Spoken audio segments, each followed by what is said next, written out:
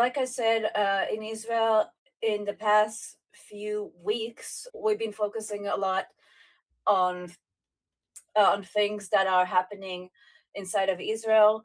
In the past few days, there's just been a massive waves of passing laws, and I just want to read some of the laws out, just like the short titles. So the first law that passed was the law that determines that learning Torah is a formal critical value of the state of Israel, which can have multiple meanings. Like technically it's just a formality, but it also means that it's a core value. So it can be used to basically reason different laws or different decisions by more religious cities.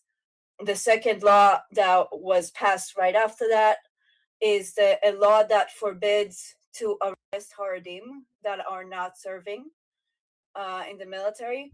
And they basically say it's a delay, and like they give another 5 months, but it's not something that you can really do. And the High Court Bagatz has basically told them to stop and not do that. So technically it's not supposed to be official, but at the same time the government says that they won't listen to what Bagatz say.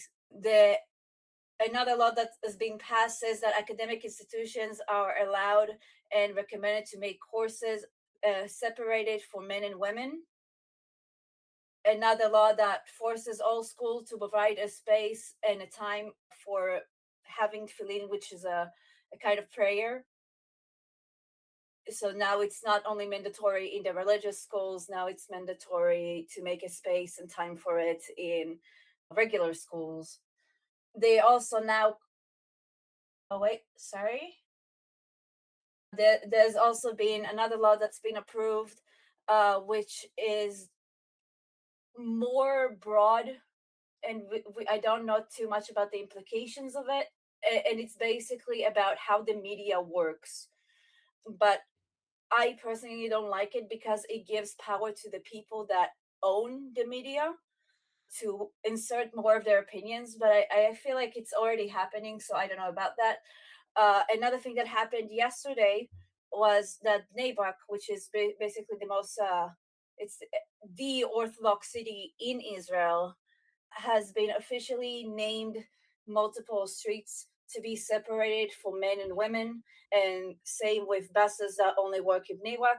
And they are now again basing it on the law that learning Torah, that the religion is the fundamental thing in Israel, and it seems like they're trying to approve more streets to be like that. And it just goes again to all the broader concerns of where the country is going, of are we becoming too religious? It's still an option in multiple places, or this is happening only in religious cities, so it's supposedly okay. But I would like to hear your thoughts about that. I'm personally concerned, but I also understand that a lot of it, and especially all the laws that have been passed in the past few days, are coalition agreements that Netanyahu made with Haredi groups. And again, we have elections soon, and they want the support and for votes. So we don't know how long it's going to be. It's going to get canceled out if it gets elected again. What's going to happen with that? What is the support for these religious laws in Israel? What is the support that Israel is a fundamental uh, Jewish country, and that means that religion needs to come before democracy, because in our institution, it also says first that we are a Jewish country before we talk about democracy. So even though we have more and more Israelis leaving the religion, we have around 44% of all Israeli that consider themselves not not religious, or just like a traditional. So even though you have more increase, they keep basing back to the values, even though again we became a formed as a secular country, but because the way it was written, because the way it was declared as first as a Jewish country, they argue that it has to be with Jewish values, and supposedly Jewish values have to be religious, which is a big it's a big thing in Israel, and it's always been a big discussion of what it actually means to be Jewish and what it actually means to have Jewish values. Because some say that Jewish values have to be tied to the religion, and some say that no, because it's also an ethnicity. So let me read two statements, and then let me know if what do you think about this. Here's one: Israel is rapidly becoming less secular due to the explosive birth rates of ultra-Orthodox population, which is projected to reach a quarter of the nation by 2050. Without deep reforms to integrate this demographic into the military and workforce, the resulting tax burdens and manpower shortages threaten to severely weaken Israel's economy and national security. So there's that. And here's another thing: recent July 2026 polls show that a massive 61% of Israelis want the newly passed Haredi draft exemption law completely annulled. So basically, guys, for people who don't know, this is a law that says the Haredis don't have to serve because of religious reasons. It seems like 61% of Israelis are against that, with only 23% in favor of keeping them. Public frustration remains incredibly high, with half of the population demanding severe economic sanctions to force ultra Orthodox integration into the military. My understanding, which might be correct or not, like you let me know, is that this is also dividing Israelis and turning them against each other and basically causing less unity in the country. I don't know if this is true or not, but let me know. It's been dividing Israelis for a long time, but it's been getting into a boiling point ever since October 7th, because you had because until this point all of wars have been relatively short. A longest war has been like a month, so you didn't really think about that too much. But now it's been almost 3 years, and we are getting to the point that reserves that have been exempt from the military because of PTSD are being called back into service because there are not enough soldiers. And we're getting to a point that where the Ramatkal, like the head of the military, is sending letters to the Knesset and being like, "We need more soldiers, not less." And they're being like, "Oh, it's disgraceful. You're not allowed to talk about politics."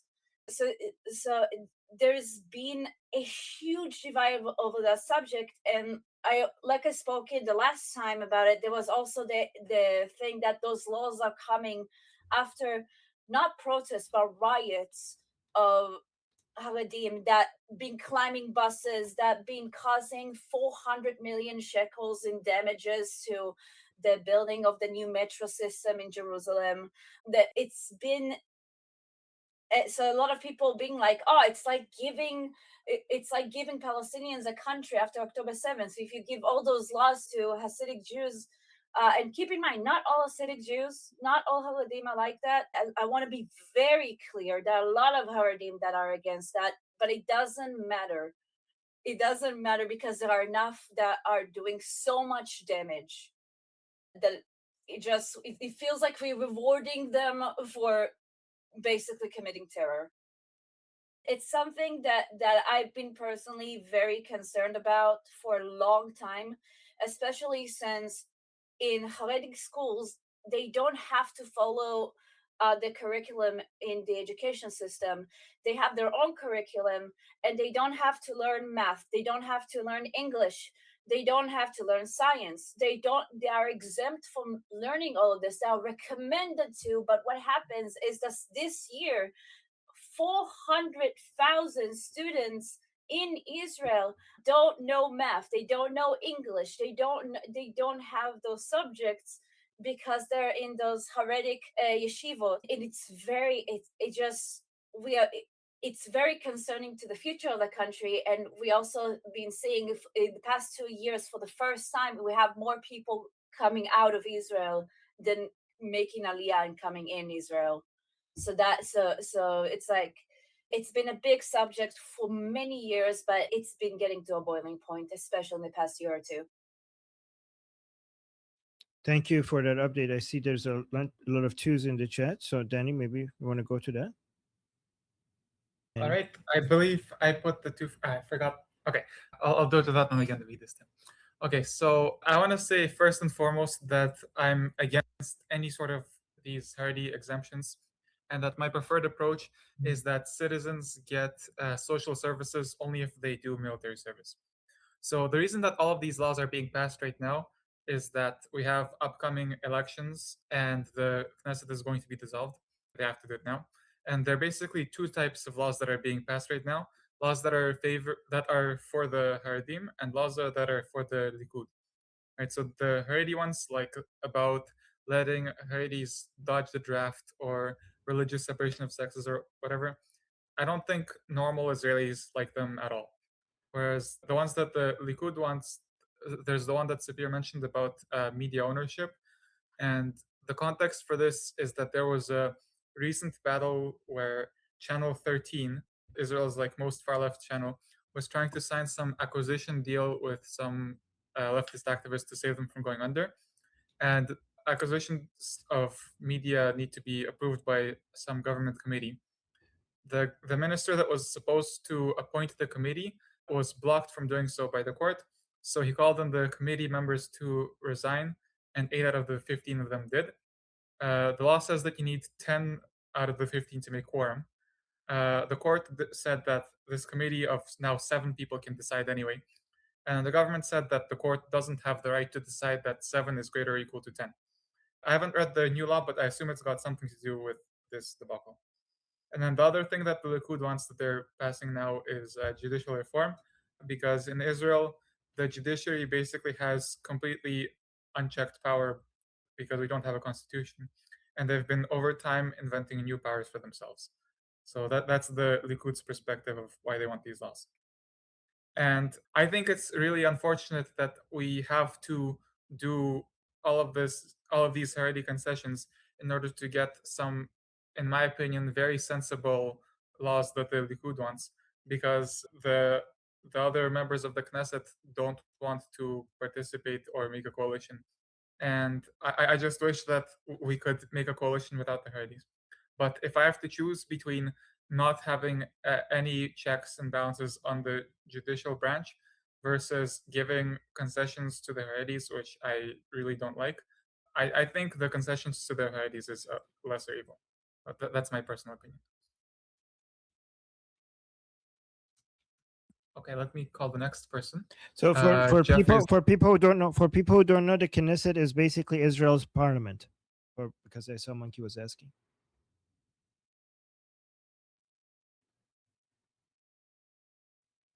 And also, Dijal, I would love it if you put a 2. And you said Jeffrey, right? Yes, Jeffrey. Yeah, so you're seeing a couple of things shake out, right? Which is you have, and there's positives and negatives to these policies. So prioritizing Haredi support for a right-wing coalition is in many ways a pushback against what a lot of Israelis, right, center, and right Israelis view as secular leftist kind of erosion of Israeli and Jewish national identity. And subsequently, that's the foundation of national will to find and support policies of peace in wartime. That national will that will be needed to maintain policies, particularly national defense policies, that Israel has to pursue in an environment and time of increasing tension, versus the disenfranchisement of broader Israelis due to what is perceived to be preferential treatment, and in some cases it's true, and loss of a recruitment base for the IDF. You have to weigh those relative risks, right? I kind of understand where Danny's coming from. Do I think that I'm going to mispronounce this, forgive me, the Haredi should be given exemptions from military service? No, they should do at least some form of federal service. And if it is not in combat arms, then they should be directly building out Israel's national defense industrial base that is going to be required for Israel to defend itself in an environment of increasing tension, underwritten by any number of different issues, broader global socioeconomic and technological trends, geopolitical and geostrategic trends, and how revolutionary technologies are enabling smaller actors to attack state actors. Meaning, just take a look at what Hezbollah is doing against the IDF, our IDF allies in northern Israel, southern Lebanon, is Exhibit A.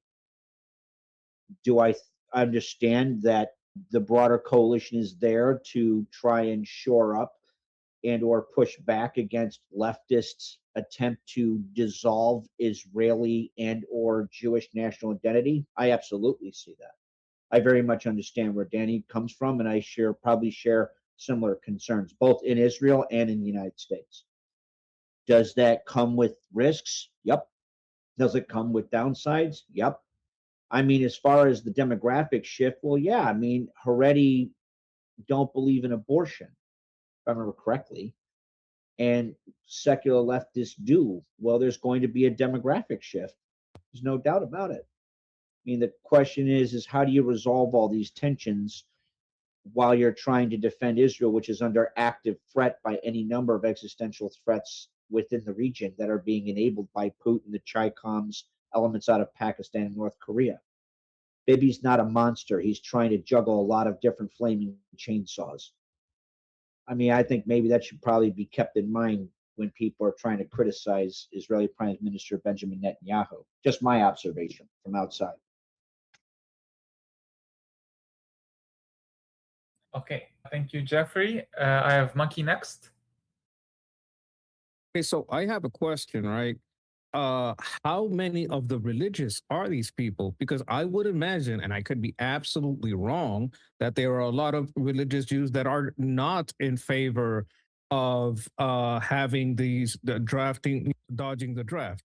I would imagine that there are a lot of religious, maybe they're not Hasidic, and maybe some of them are Hasidic, but I would imagine that it's like having a voting block within the Westboro Baptist Church and having them determine policy for all Christians and say, well, they're Christians, so we gotta like this is Christianity thing. Is it though? Like, what, as I understand it, this wasn't even a policy that was very powerful within that group until a few years ago. Like, this hasn't been going on for more than a decade or two, right? So what was the shift? Is it really this a religious thing, or are they just harping on it and naming it religious? It was just never a religious thing before.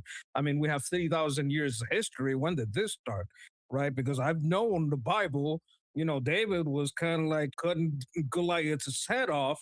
We don't have this historical non-participation. Are you harping on one part of the Bible or one little thing to all of a sudden in the, you know, in the later half of the 20th century? Like, what was it, 2020 did this start? Like, when did this start? Because it sounds like a load of bullshit and like a small group trying to use religion against other people as a shield. Like, I would like, if anything, I'd like to see a coalition of every other religious Jew that doesn't believe that against those people to take away their political power. I don't know if the problem that they're having is forming coalition. If you're just having a problem forming coalitions on the right, and these are the only people that coalesce, that's the big problem. And I would attack it at a religious level. I was like, this is new. This is not part of the religion. You're making it up because you don't want to do the things you got to do. And like half of you don't even agree with what you're doing. So I would go off that end. Yeah, okay, let me try to respond first, and Sapir can pick up what I miss, yeah? Oh, let me do video as well. First of all, Haredis, I think, mostly live in like their own villages. So if you saw the video from New York where the guy was exposing the Jews with 11 children that live off welfare, it's basically the exact same thing. And you can contrast this with normal religious Jews, which you'll find just in the general area of the United States that don't live in their own villages and do crazy things. And they would be against the kinds of legislations, the military exemptions that the Haredis want. As for how this is, I believe this dates back to an exemption for a couple of hundred people back when Israel was just being formed. And that kind of kept getting renewed and carrying on. So at the time, it didn't make a difference if these guys want to go read their books instead of participating in defending the country. But now there's a bigger segment of the population, and they still want to read their books and not participate in defending the country, because in my opinion they're addicted to welfare exactly the same way as the guys in New York that you saw are addicted to welfare. And it's got nothing to do with religious justification. It's just, if you're used to not doing work, then you're going to want to continue not doing work. And yeah, I agree that it's a big problem that these are the people that we're forced to make coalitions with. Sapir, what did I miss? That first, like we said, the Haredi, the ultra-Orthodox are right now minority in Israel, but let's just say it that way. Their average is between 6 to 7 children per woman, and the average of a secular woman is around 3 children right now. Still very a lot considering the West, but the problem is there is a big demographic shift that comes with it. And like I said earlier, not even all Haredim agree with this sentiment. We also don't demand specifically military service, but any service. Like, for instance, I did a national service, which means I decided to volunteer in a place for between a year to 2 years because my various issues. They can do that. Now, keep in mind, you have Haredim that volunteer in Zaka, which is basically an organization that goes and basically gives a service to the dead. Even digs for remains. Like, no one here is criticizing all of the Haredim.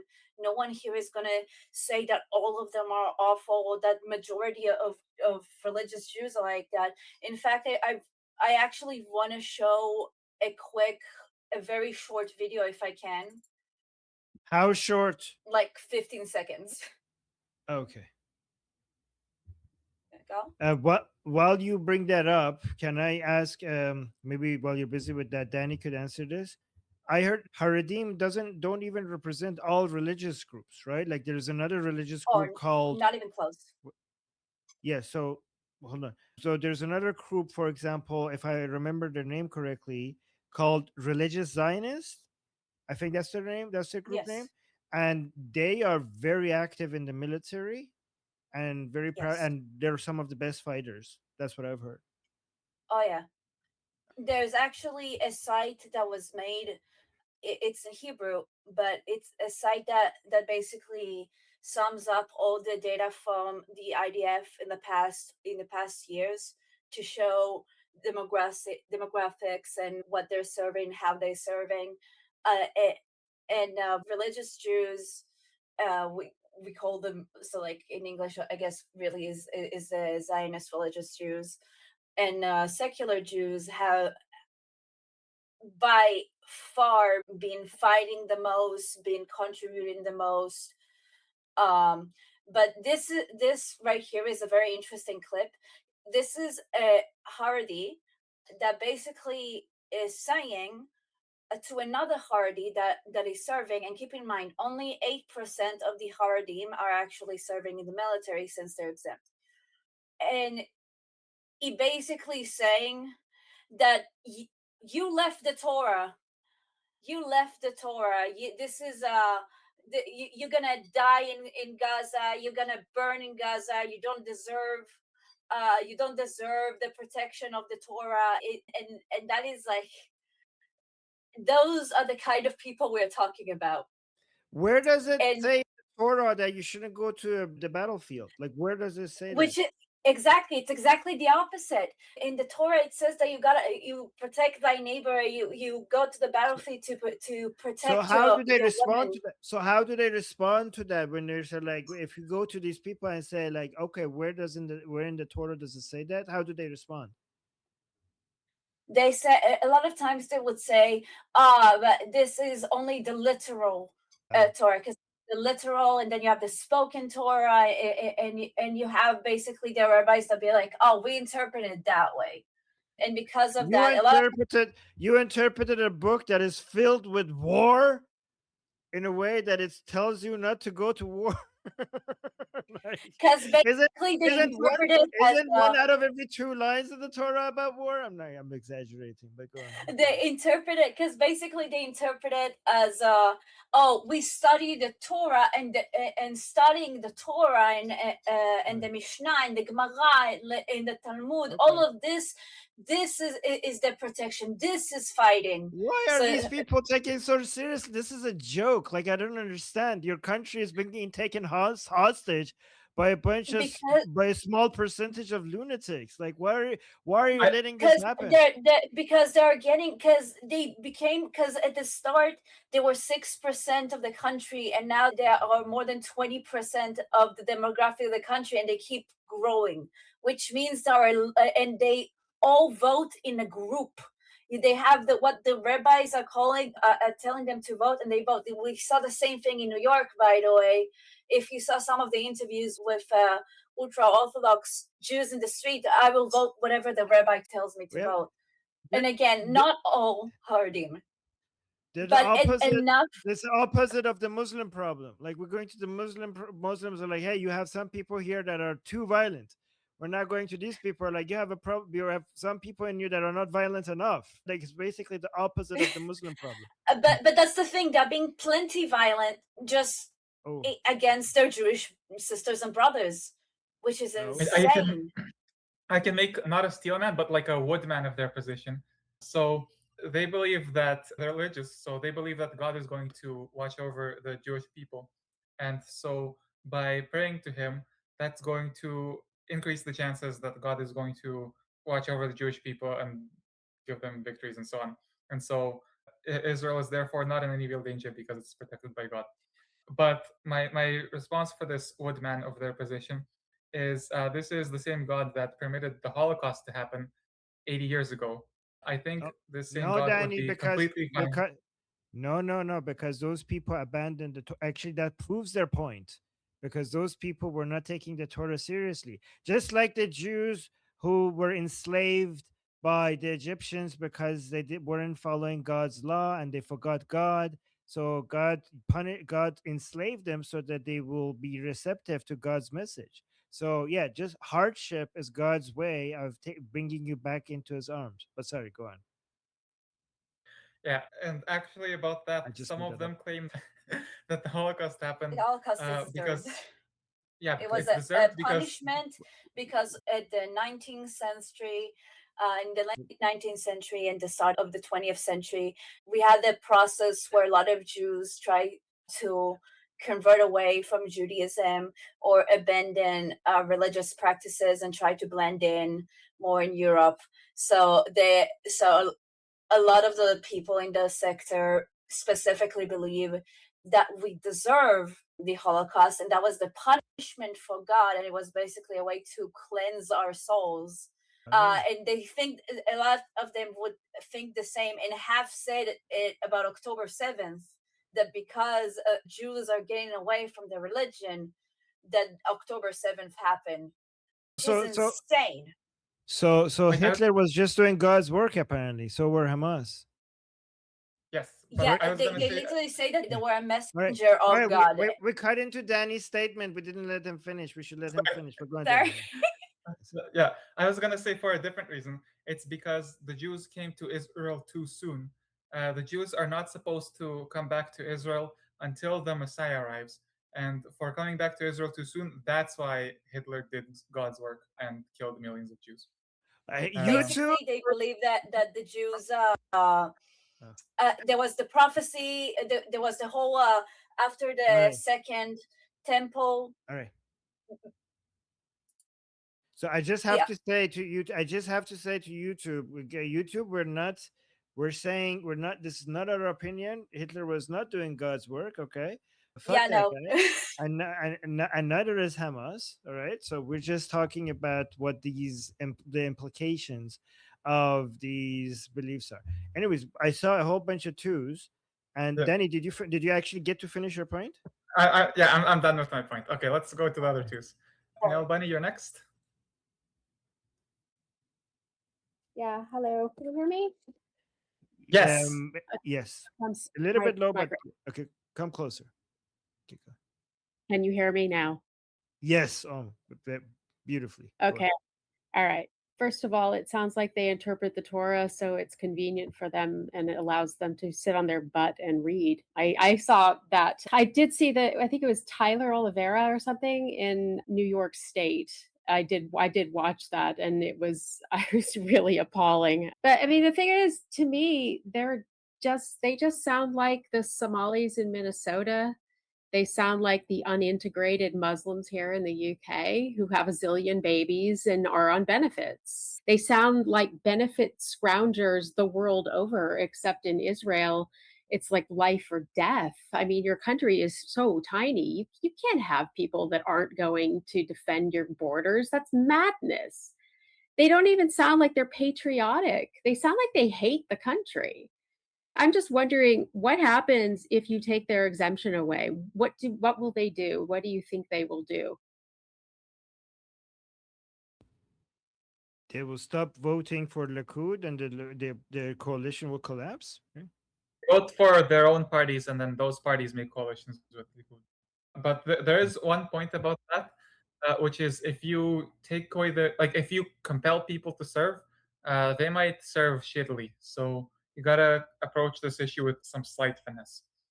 Yeah, but I mean, can you essentially, throw them in jail? Can you tell them that take their citizenship away? I mean, these people, they're not patriots. They're not. They're actually Zionism most of the time. They're what? They're Sorry. They're anti-Zionist.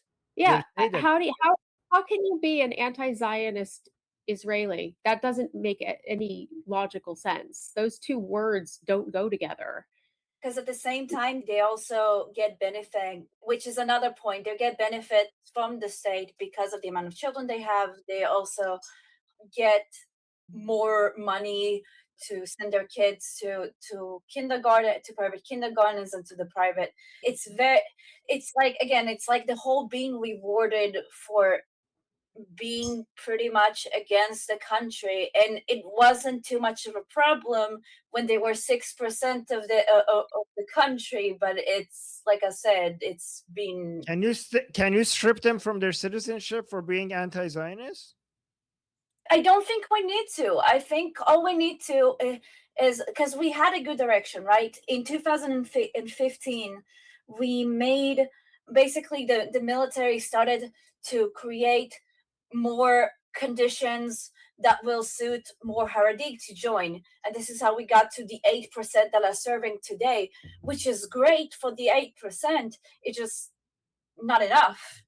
Yeah. And it's been going in that direction. And even now we're in the process of building a whole base for Haredim that will be completely separated between men and women. So let's go back to Neil Bunny. Neil Bunny, does that answer your question? Yeah, I mean, this is none of these are solutions. This is costing a very small country entirely too much money for people that give you nothing. They're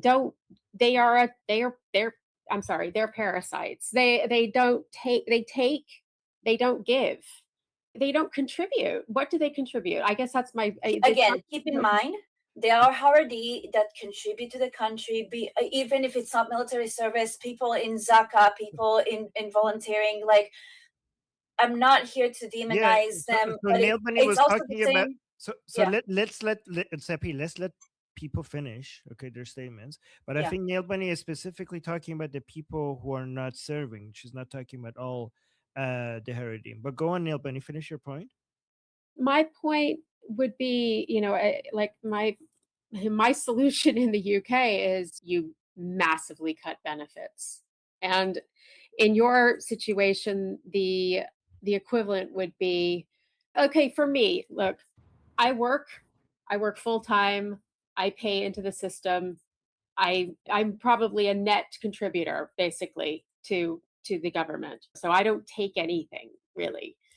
And so the thing is, if somebody says, oh, if the government says we're cutting benefits, it has no effect on me. It's like, yeah. But to somebody who all they do is take, then it's like they're like everything's over. What do I do? Oh, you have to get a job. This thing called a job. It's the thing that all these other people do, that pays for the stuff that you get for free. They have this idea it's for free. It's free. It's not free. Someone's paying for that. I'm paying for that, and I'm sick of paying for it. By the way, and for these people, if you say, okay, we're cutting, we're not going to do this whole sequestered men and women and all of this rubbish. You are going to conform, you are going to integrate into this country. And if you cannot do that, you need to go. That would be my answer. And the good ones that you're saying are going to be like, yeah, that's probably a good idea. I bet they probably agree with you almost. But how do you solve the problem that then these people are going to not vote for your party because they still can vote, right? And then your coalition will break apart and the lefties will win. That's the thing that's the excuse people have, that we need to how do you solve that problem? Well, you can't make money. You can't make it. You either have money or you don't have money. But they have and so, well, yeah, but I'm sorry, but if there is no money, then there's no benefits. So there's no money to give to you to do these things so that you can live your life the way you want to live it. There's a limit to how much money there is going to be. And that's it. That's what I've said about the UK. There is a limit. At a certain point, everyone has to look at, even the government is having to face the fact that the benefits, the amount that is being paid for benefits exceeds the I think it's like the gross domestic product, but it's exceeded that. That can't go on. Anyone with half a brain would know, and anybody in government, anybody who wants to be in power, anybody who wants to run the country, they have to be honest about that. That is not sustainable, and this isn't sustainable for you but that's either. the long term. Nobody, that's a long-term problem. The short term is that these people don't need money to vote, and you will, whatever problems, whatever, that's the long-term consequences of these people getting benefits. But if you're a politician, you're looking at the short-term results of not getting voted into office if you don't give these people what they want. Can I also quickly answer Armin's question from earlier? We can't strip them of citizenship for their anti-Zionist beliefs because that conflicts with the law of return. It's the most foundational principle of Israel, that Israel is a refuge for Jews persecuted anywhere. So it automatically grants citizenship for any Jew, and that means you can't revoke citizenship from Jews. And I think the only Jew... Yeah, I knew that. I was just asking it because the chat was asking it. I wanted you to answer, so thank you. But sorry, you were saying the only Jew, what? The only Jew ever banned from Israel that I know of is Norman Finkelstein, and he was banned only for direct ties to Hezbollah. It's almost impossible to do. Wow. Okay. It's quite I also don't think we should. They deserve to be citizens in this country, but there should be repercussions to their actions or not actions. I don't know if you're against a country, you deserve to be a citizen of the country. I understand the law, that's how the law works, and we need to abide by the law. But I think if you are against the country, I don't think you deserve to be a citizen of that country. I mean, if you're a traitor, isn't there a law against being a traitor? Because they are traitors. They're not traitors. They're not going out of the way to support enemy countries. There's a very specific legal definition of the word traitor, and they are not it. If they're not defending your borders, then they are leaving your guard down and enabling people to invade you. There is a moral discussion and not a legal discussion. Anyway, yeah, but so is the definition of a traitor. Is like, I think that there is a legal definition of a traitor, but we don't have to use the legal definition. There is a legal definition of words, and there is a way people use it in daily language, and we could just use it in a daily language the way that we want to, right? So just because, for example, the word law means something in legal terms, it means completely something else in the math class, right? So different words in different environments could mean different things. So I think it's. I mean, people invade your country, which is exactly what they're doing. They are stepping aside and allowing people to invade your country. That's a traitor. There's the person that opens the door and on purpose and lets somebody in. Then there's the person that sees the door open, sees somebody walk in and just lets it happen. They're both guilty.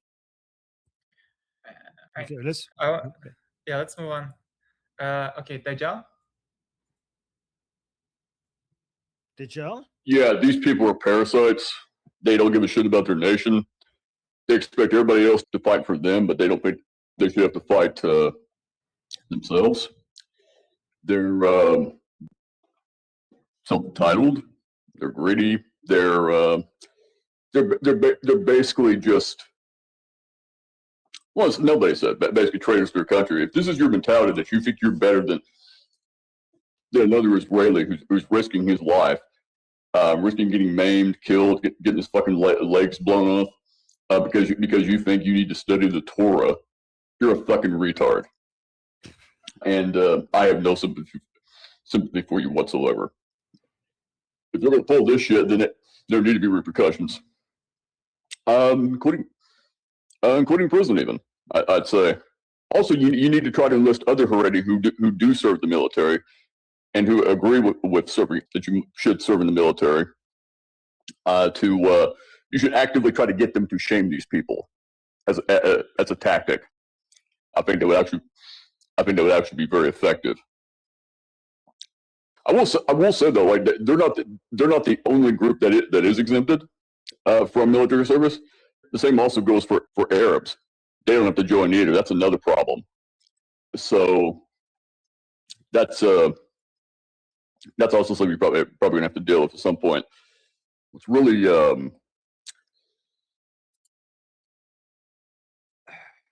lost my train of thought. That was pretty good though. I like the way that you entered the discussion. That was pretty Yes. good. I like the piece of the train that was on the rails before the rest of it went off the rails. So thank you. Okay, Jeffrey, go ahead. Before we go to Jeffrey, Michael, welcome to our group. Hi there. Hi. سلام حال شما. سلام. Salam. حال شما خوبه؟ How are you? Okay, good. So بفهم. No, ببخشید. If you want to add to this discussion, can you put a 2 in the chat? Danny will put you on the list on this topic. If you want to Number 2? Just number 2 in the chat. I see. And if you want to start a new topic, you put a 1 in the chat with the topic that you have in mind. Right? So there you go. So Danny will call upon Thank you. We're good. Yeah, thank you so much. All right, Danny? Yes, I got him. Jeffrey, go ahead. Yeah, just before I go into this quick too, I just want to say that is exactly why Dajjal is my wife's spirit animal. As per her own statement, she fucking loves his direct, no nonsense approach. She fucking loves you, man. Okay, so again, there's like these things that Israeli Prime Minister Benjamin Netanyahu's government is very much trying to juggle. It's true they should not have they shouldn't have an exemption. Everybody has to do some form of service, particularly where Israel is faced by essential threats. So a way in which, because I know some people who talk about this and it has some overlap. We talk about this. Similar, so what's the deal? You have this inelastic problem. Tech fix, right? So similar to how we would best honor those members of the anti-Mullah diaspora and Iranian resistance that were killed in January, which is to make the most out of the time purchased by their bravery and sacrifice, would be a way to ensure that we make the most out of the IDF soldiers' current bravery and sacrifice, the time that they're purchasing in northern Israel and southern Lebanon. What is that? So instead of having the Haredi do combat arms, they have to undertake some form of federal service, and I would specifically focus, because it's a national security issue, on building Israel's national defense industrial space with a particular focus on constructing those kinds of automated facilities that would produce fully autonomous anthropomorphic military robots and or weapon systems, which are very much coming online. We will have about 30,000 of them projected patrolling the southern border next year by August next year. That way, Israel, you have a level of buy-in that in some ways also is in, reflects or includes some of the nuances of the Haredi, as Danny had said, in a manner that builds out Israel's national defense industrial base so that it can offset the human capital constraint that undermines Israel's ability to meet increasing threats to Israel's national security by substituting physical capital for human ones. In other words, you have robots doing the fighting, not people. That would be the best way to do that. Does it offset like some of the people on the front lines now? No, it doesn't. I'm just trying to I'm just offering a potential solution on how to deal with this this public policy challenge in a manner that is both honors the time purchased by very courageous IDF soldiers, as well as is reflective of the kind of sociocultural nuances that Danny rightly has touched on. That would be the best I could give you with the air quality that's going on right now, thanks to Canada's wildfires. Yeah, it's crazy about that. Like yesterday, the sky was yellow the whole day. Today, I go outside and it smells like I'm in front of a campfire, like the whole time that I'm outside. The fire is nowhere near Toronto, by the way. So, yeah. Okay, let's go to the next person, Siddhartha. Yeah, I'm reminded of this quote that has been. It seems like it's popped up a few times in my reading, but it's been misattributed to Ben Franklin and also to this Scottish historian Alexander Tytler. But neither of them are the originators. Still, I think it's relevant. So the quote is: "A democracy cannot exist as a permanent form of government.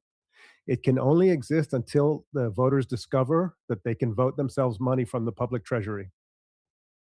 So, with that in mind, I just wanted to ask, what is the breakdown of Haredim that let's say it sounds like there's kind of three groups. One is the group that serve and believe in serving.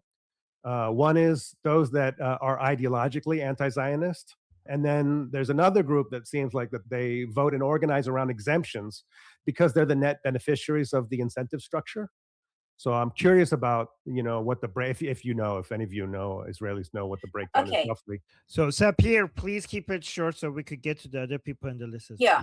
So ultra-Orthodox, they have a lot of mini sectors within them. Like there's Mea Shearim, there's Etregur, like there are a lot of like mini sectors, and some of them are anti-Zionist completely. Some of them are patriotic. We are seeing a relatively new group, which we call them the liberal Haredim, and they basically believe in the whole live and let live. A lot of them will be the ones that serve. So it's a bit more complicated than it's three groups. Like in the Haredim in general, that there are different types of mini sectors. Yeah. So, but you don't have a sense of what the rough breakdown is? I can't say that I have the data. It's something that I can look for and answer another time. I only base my answers on data that I have. That would be very interesting to find out. So I just want to add one more thing, just on the discussion about traitors. I'm reminded that American patriot is a disputed category right now. Like, I'm just looking at like sort of people like, let's say, Nick Fuentes or Dave Smith would regard me as a fifth columnist, right? Because I'm pro-Israel. And also I see like basically a lot of Americans, I don't know how many, but anyway, there's some prominent American influencers who I regard as fifth columnists. And I think that like, even in this discussion group, so we are organizing, we're organizing internationally. And what I'm discovering is that I have political allies who are in around the world, even in places where I have deep divisions with their government. For example, Iran. For example, China. Right. So there are Chinese people and there are Iranian people that I'm very aligned with politically, and there are Americans that I am really. I guess they regard me as an enemy. So it's an interesting time for this kind of stuff.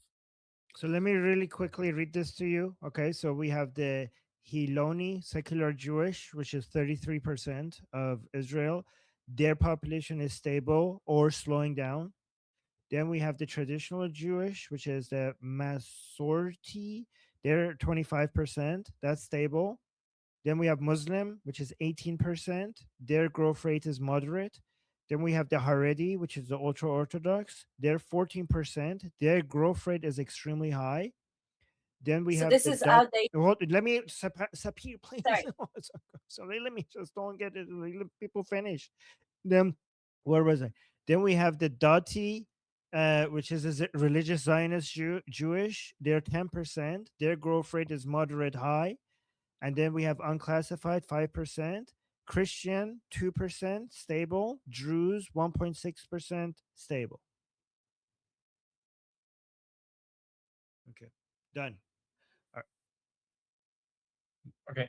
Sapir, did you want to quickly explain how that's updated, and then we'll go on? Yeah. So this is outdated. The data of 2025 shows that Hilonim, which like only faith-based or don't believe at all, are 44%.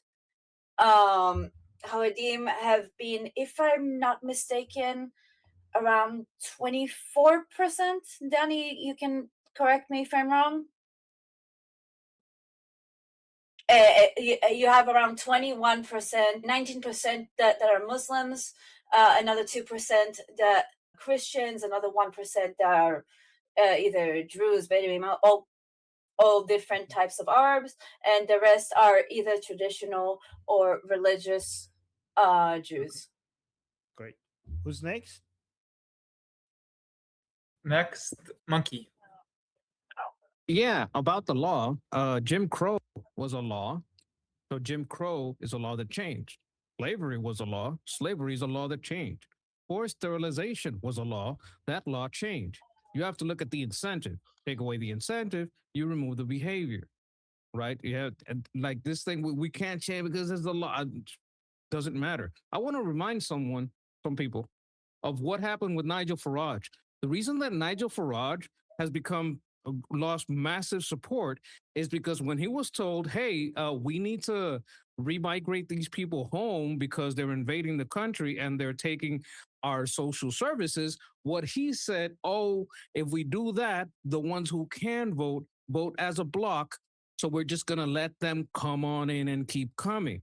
What you're doing, instead of stopping the bleed, right, you're just putting gauze on it. You're not clamping down the vein, right? You're taking that wound, you're putting gauze on it, changing the gauze, but it's going to keep bleeding. And if it's going to keep bleeding, and sooner or later, you're going to bleed out. So this is not something that you can take care of by saying, well, they have a vote, take away their incentive. If they have no incentive, they're going to start voting. Oh, yeah, no, we're going to do some civil service. No, what we're going to do, instead of being in the front lines, we're going to do civil service. We're going to help out here and there.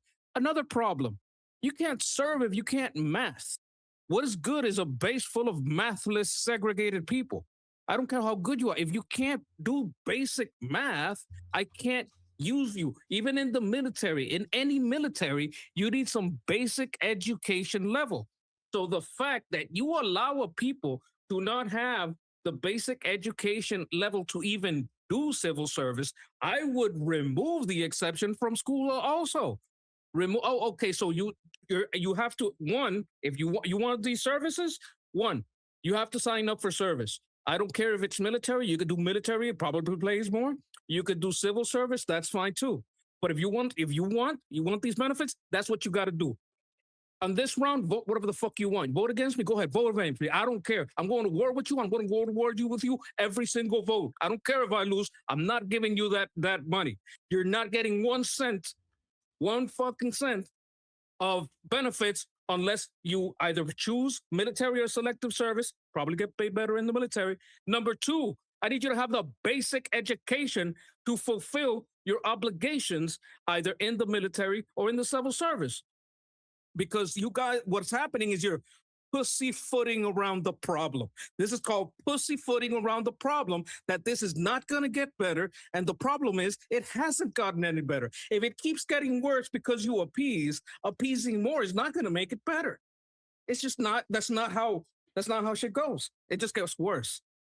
So that's my thoughts on appeasing because of a vote. No, you have to nip it in the bud and just cut them off. It's like, and how are secular lefties gonna allow religious exceptions? I don't see how that's happening. You think they're gonna join with the left and that's gonna happen? I mean, the left in Israel is not as left as the left over here. I don't think they're gonna allow that. I don't think they got that kind of power. They're getting assigned a power that they don't have. That's what I think. You gotta get tough. Stop pussyfooting around with these people. Thank you, Monkey. Let's go to next person. Noah? Yeah, so all good points. There are nations who have national service or compulsory military service, like Israel. And for those who do not serve or who refuse to serve, there are consequences for those people. There are limited exceptions. Now, for the Haredi who refuse to serve, who do not consider themselves Israeli, because I've seen that they consider themselves Israelites, they need to be given a choice: either join the IDF or a form of national service, or else they get their benefits cut. And I know you guys have the right to return, but if they're not contributing to society, maybe the talk of deportation should be discussed. I know that's a very tough topic to talk about, but this is mainly for Israel's survival, because if you don't have the manpower, you can't defend your nation. You cannot. So I agree with Nell Bunny, I agree with Monkey, I agree with everyone, but give them a chance to change their mind. If they don't, jail them, cut their benefits. And that's all I have to say. Thanks, Noah. Then I have Michael. Michael. Yes, you. Go ahead. Welcome to our group, Michael. Thank you. It's very kind of you. I'm very grateful I'm grateful to be here. I've been following you for quite a bit, and I felt compelled to get a VIP membership to be able to contribute, because I was I was appalled by a lot of the very ideologically beholden language being geared toward Haredi people. And I was concerned because in particular, the reason that I love I love what you do and I love this community so much is because everyone has Israel, America, Iran's, the West's best interest in mind. And I can only hope that I don't hope, I know that it's coming from that place. But, when I hear people using language about like traitors and parasites and anti-Zionists, not Israeli, regarding the Haredim who live in Israel, I'm shocked because it reminds me very much of the pro-Palestinian camp. I don't even want to call them pro-Palestinian because none of their means nor ends benefit the Palestinian people. They're merely anti-West and merely anti-Israel. But it reminds me of that camp insofar as people are able and willing to take on such hateful rhetoric about demographics, entire demographics, that they really don't know so much about. So they'll hear one particular thing on the news, or they'll hear something in a social circle, and then the ethic of it they'll find so appalling, and then they'll turn that and they'll talk about the people in very monstrous ways. I feel like there's some very, very important context and that needs to be added to this discussion. Haredim are not exclusively people who live in enclaves cut off from the rest of society. I'm afraid that I don't want to make any assumptions about Sapir or the other Israeli who was speaking about those communities, but I'm afraid that a lot of secular Israelis or secular liberal Israelis, I'm assuming your background, I don't know, so please forgive my ignorance. I feel like people in Tel Aviv, that demographic, live very much so in a bubble that is almost comparable to the most bubbled Haredim in what they understand and how they understand the dynamics of that community. There are so many Haredim who serve in the military. When we talk about Haredim who are anti-Zionists, I live in Jerusalem.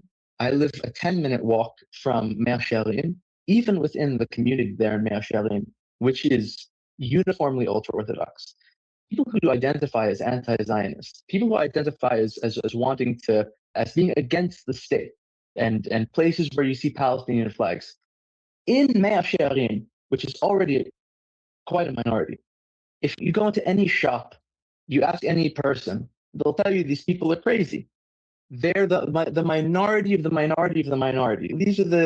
They have as much social prevalence as the Jewish sects who, in Hebrew we call them Neshot Taliban. They call them the Taliban women, and these are women who they wear chadors and burqas, and they're not representative of that community, because within their community they're a minority. And I also want to really harp on the fact that we should be very, very careful about using such divisive language. And I'm very grateful that the people using this type of language are doing it from a place of love for the safety and security of Israel. They see something that's bad for the state. They see people who don't want to enlist. They see people who are maybe an economic threat to the country. They see a black hole. But then they're willing to employ the type of language that I really want to be clear about was the catalyst, the divisive catalyst for Hamas to attack us on October 7th, because they saw that type of division. So we have to be very, very careful about the ramifications of being divisive among Israelis, and heaven forfend, deporting Jews out of this land, irrespective of the government. I don't care if you have an Ottoman government or a British mandate or a secular Israeli government. This land is the birthright of every Jewish person, always, irrespective of their political affiliations. It's an essence of their ontology. And I would also like to say that when you zoom out and look at the broader demographic question of what's going to be the demographic majority in this land insofar as Arab Palestinians and Jews, if we're having a projection of Jews being a demographic majority over 50, 100 years, Jews generally, well, the Haredi community is going to be to thank for that. And I do also want to add as well that huge segments of the Haredi community are very educated, and that's expanding. The rate of Haredi enrollment in universities, particularly women's enrollment in STEM programs, is increasing every year. And on top of that, the Haredi community who is enrolled in the university system, they outperform secular Israelis bar none because of the mental rigor of Gemara. And I also just want to share their perspective. I study at a Haredi yeshiva. I study full time, and I also work in the evenings. I teach Farsi, and I teach Yiddish and French online. I don't want anyone to have such quick disdain because they see people who are just crazy religious people who are totally irrational actors. There's something that really needs to be said and metabolized on a basis of reason. When you look at the history of Israel's wars, when you look at the number of the operation we had over Iran months back, I don't know if this is true, but you commonly hear that they can't study Israeli warfare in West Point because the results do not match up to any reasonable logical odds. So when you have a God-fearing community, when you have a community that lives their day-to-day life with absolute with such clarity of God as clarity of gravity, our tremendous military victories are miraculous. Even if you're an atheist, it defies all expectation.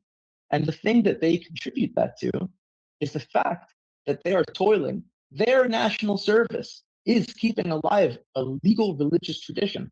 It's not that they're just sitting and reciting Psalms all day mindlessly. the mental rigor that's demanded in Gemara is extremely high. It's very, very involved. It might. I'm ignorant as to many other legal traditions, but I would wager to say that it's the most involved and mentally rigorous legal tradition that exists in the world, and it absolutely necessitates full-time study. That being said, I'm not in favor of a blank check for exemption from enrollment of Haredim. I do believe in exemption of enrollment for particularly astounding scholars, but I do really want to a couple of things which I think I've already done. Tone down the heat and hatred of the language, especially regarding our brothers and sisters. Two, do away with the portrayal of Your audio got cut out. do away with Michael? them as irrational actors. Okay, so start over. The first thing Go you said back we heard. Go back 10 seconds and repeat that again. You were giving us a list. Your audio got cut for a second. Oh, I'm sorry. I just got a phone call. I had to hang up. It was that first off, to tone down the language. Second, to do away with the portrayal of these people as irrational jihadist actors who don't have anyone but themselves in mind. They have the entirety of Am Yisrael in mind, and the most extreme actors among them are not representative of the klal of the Israelis. Help me out. The total sum, and lastly, the contributions that they do give to society as well, which are many, and it's a very, very, very broad community. It's a huge spectrum. So I just think we should not let our passion and love for freedom in the West and common sense take on the form of targeting anyone whom we don't know nearly enough about to even begin to speak. We really have to be aware of that which we don't know and act accordingly. That's all I had to say humbly, and thank you all so much. Before we go to first of all, thank you. That's an interesting perspective. Second of all, like, we don't have, most Israelis here usually are secular, so I would like to, if you're interested, I would like to see if you would be interested in having more discussions about this topic with Guy, which is, on a different segment, like just you and Guy. Let me message me on school. We'll communicate. I want to exchange contacts if you're interested to set something up to talk. I think I've had you on Facebook for a few years actually, so I think I can reach out to you on Messenger. I don't know if you use it. I can use school, whatever's good by you. Okay, Sam. I'd be very happy to. Fantastic. Also, just in defense of the people here who were using that, who were talking about the Haredim, I think everybody here was made very clear that they acknowledge that there are many people in this community that serve, that disagree with this, that it's more complicated. I think most of them were talking about the specific group of people who are taking and not contributing. They weren't using generalized language about all the Haredim. So I do think everybody here was careful about that. Yes, I'm grateful for the opportunity to really drive that home. Indeed. Okay, so I'd like to take a couple more responses, then I'm going to close the topic. First, I'm going to give Siddhartha just 1 or 2 sentences, please. Wait, can I just refresh quickly because the chat is frozen for me? Just give me 5 seconds. Yeah. Hold on. Let me refresh. Don't know why the chat was frozen for me. Sorry. All right, I'm back. Okay. Okay, this time nobody except me said anything. All right, Siddhartha, go ahead. Yeah. So, Michael, I don't think that you were specifically calling me out, but I did use the term anti-Zionist. I was just asking for a breakdown. What I was talking about are self-described anti-Zionists, which I don't know how many they are, but I have encountered them before. So I was only using the term in that sense. Like it was not meant as a pejorative. I believe that there is some segment of the ultra-Orthodox who are against a secular governance of the land. So that's all I was referring to. Okay, and Kathy put it to earlier, but I missed her, so I'm gonna have to go back for her. Kathy?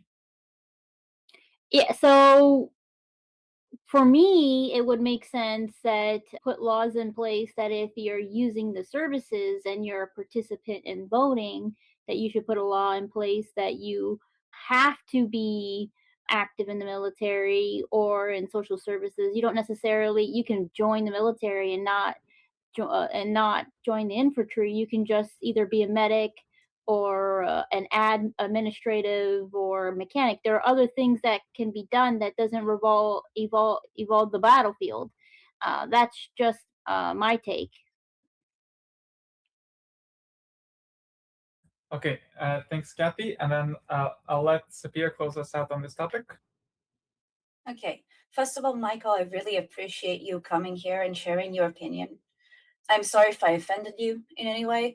I did try to make sure as much that to be very specific about what I was saying, to say that there are very many sectors, that it's different.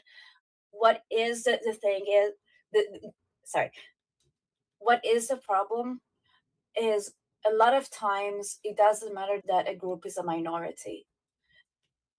In Iran, Islam was the minority, but it didn't matter for it taking over. Not like it's what's happening here. That's not what's happening here.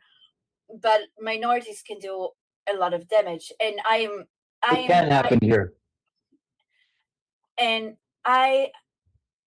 just for you to know, I came from a very religious family, and I actually been in contact for many years with many Haredim. I respect all of them. This is why I said that there are all the donations and organizations and Zaka that I appreciate them, and I wanted to put the emphasis on that, and I did. But in the end, in the summary of the topic, in the end, only 8% of Haredim serve in the military or do a national service, and that is a problem because that is not because that is the broader Haredim. That is like the broader Haredim group, which only 8% of them. I put a link in the chat earlier. I'll put it here again, but it basically summarizes all the recruitment data from the past few years. This is all based, you can all see, you can even check the sources, it's all on official sources. And one of the notes in the bottom is the enlistment rate for the Haredi sector is overestimated because many schools, the IDF do not even recognize. Assuming no one enlists from them, the male enlistment rate stands at about 8.5%, and the women at 0%. And I know that those are estimations, but it does show you a general picture. And I agree that there is an overwhelming hate and generalization that needs to be addressed from actually both sides. But there are those groups, and this is why I keep hammering down it's specific groups, but they do a lot of damage, and it seems like they're getting rewarded for that. I know it's not representative of Haredim. I tried to make it very clear. And I love you just like I love any other Israeli here or abroad or in this country. Indeed, so indeed. I I didn't think anything you said was inflammatory for the record at all. And I also want to make clear I am pro-draft for Haredim with some exemptions for particularly incredible scholars. But I'm pro-draft. I just want to make that very clear as well. Like, get this. By the way, Michael is an religious Israeli, and Sapir is an atheist Israeli. And look at the unity we have here. See, this is so sweet. We should use this as a example. Okay, I believe that's it for this topic. Let's go to the 7-9 super chats we have. How many? We have 8. Okay, well, I'm gonna go through them. Bear with me, guys. I'll try to do it as fast as possible. Thank you guys for all the super chats. Sean is saying the Amish have religious exemptions in the United States. It's just that they are still a minority and they don't accept external state welfare. Sapir brings up a good point about national service. Yep, exactly. And Shana also with another super chat saying welfare males reading books while brave Israeli women are assaulted and murdered by terrorists. Disgusting. Thank you, Shana, for the super chat.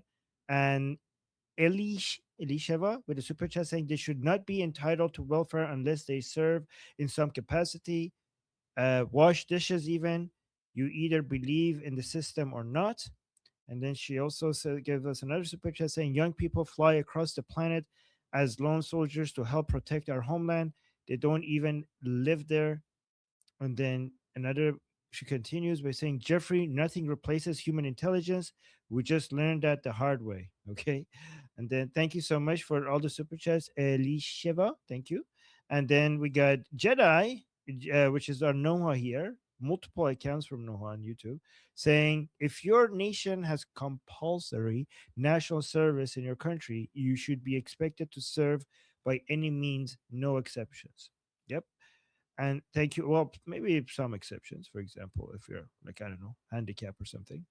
And thank you so much for the super chat. And then we have Physicist saying, can you make service a requirement to vote? Yeah, that's actually a good solution. Maybe you keep your citizenship, but maybe the right to voting could be tied into military service while you keep your citizenship. That's a great solution. I don't know if they could do that though, but thank you. Thank you, Physicians. That's very creative. But the problem is to get you to get to that point, you need to pass a law to get to that point, and the people who they will block it because they already have voting power. And then James with a super chat saying, I remember a time when we knew the enemy in the Middle East and the communist. Wait, I remember a time when we knew the enemy in the Middle East and communist Russia, various despots. Yasser Arafat was always in the news, but we knew where everyone stood. Propaganda via social media ruined it. Yeah, so basically saying that today is more difficult to tell friend from enemy. The enemy is inside. The enemy is from within, which is interesting. This is true with the West as well. My name is Armin Navabi. I'm an Iranian political analyst with decades of experience fighting the Islamic regime inside and outside of Iran. Make sure you follow me for more, and also make sure you join our discussion group. I'm there almost every single day. Come talk to me there and the rest of the people there in our group calls. It's a great place to meet and talk to people who like talking about politics.